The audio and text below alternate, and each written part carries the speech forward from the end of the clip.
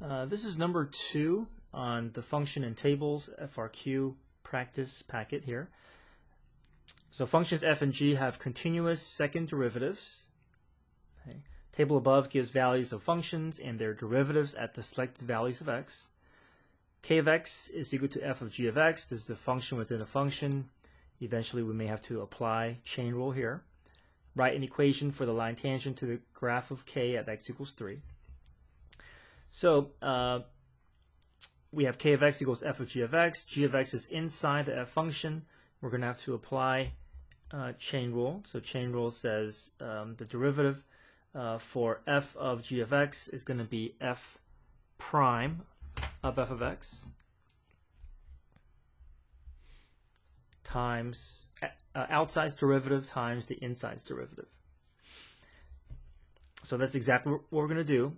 F prime of g of x represents the outside function's derivative, and g prime of x represents the inside function's derivative. So now we're going to, piece by piece, plug in 3 in for x. So 3 plugs in for x, and then let's see if we can eventually get all of these out of function notation. So g of 3, we can go to our table of values here. G of 3 is equal to 6. Replace g of 3 with 6, and now we're down to f prime of 6 times g prime of 3. F prime of 6 is going to be 5. And then g prime of 3 is going to be 2. 5 times 2 equals 10. That's our slope. But we still need ordered pair besides slope if we want to write this as a tangent line equation. So to find our ordered pair, we go back to our k of x, and we're going to plug 3 in for x.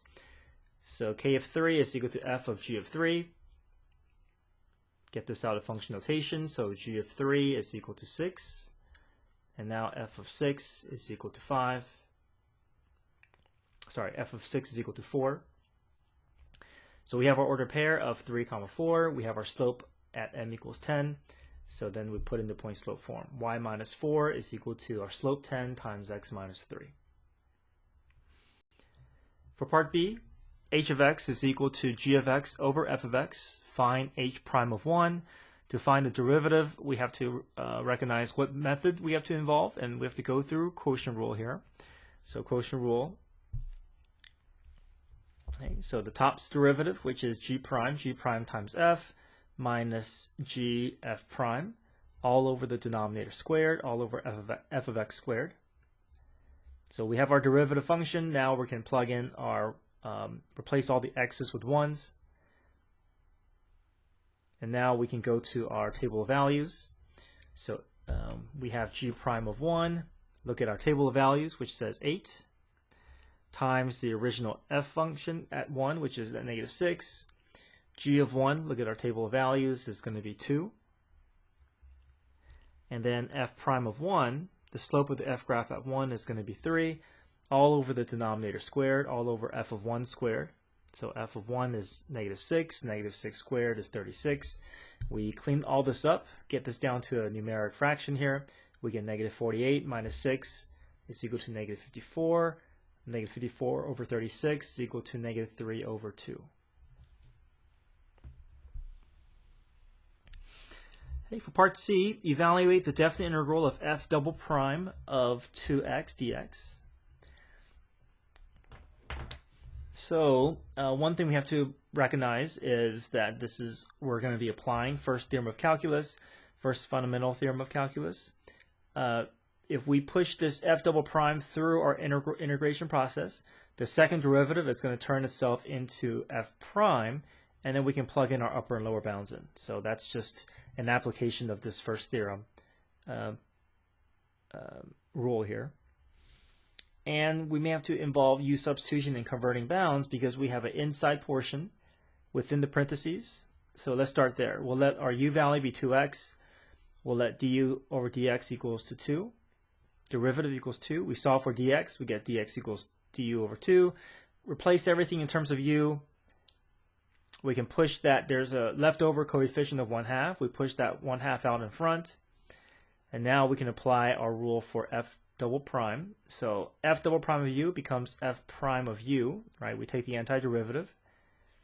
And now we're almost ready to plug in the bounds, but one method that we can do is, right now there's a mismatch, right? We can't plug the 3 and the 1 into that u because this 1 and 3 exist as x values, not as u values. So what we can do is we can bring this back in terms of x, make this 2x again, and now plug in our upper and lower bound. So plug 3 in for x, we get 1/2 f prime of 6 minus 1/2 f prime of 2 times 2, 2 times 1, which is 2. All right, we plug the upper bound in first, then we do minus, then we plug in our lower bound. So we get f prime of 6 minus f prime of 2. We look at our table of values. F prime of 6 is going to be at 5. And then f prime of 2 is going to be at -2. So we have 1/2 times 5 minus 1/2 times -2. And that gives us 7/2. Okay. The other option that we can take is if we really wanted to stick with this f prime of u to evaluate the bounds, then we can, another way is we can convert these x values to be in terms of u, and the way we do that is we use this definition that we gave from u substitution, which was u equals 2x. So if we plug 1 in for the x's, we get 2 times 1, which is 2. If we plug 3 in for x, we get 2 times 3, which is 6.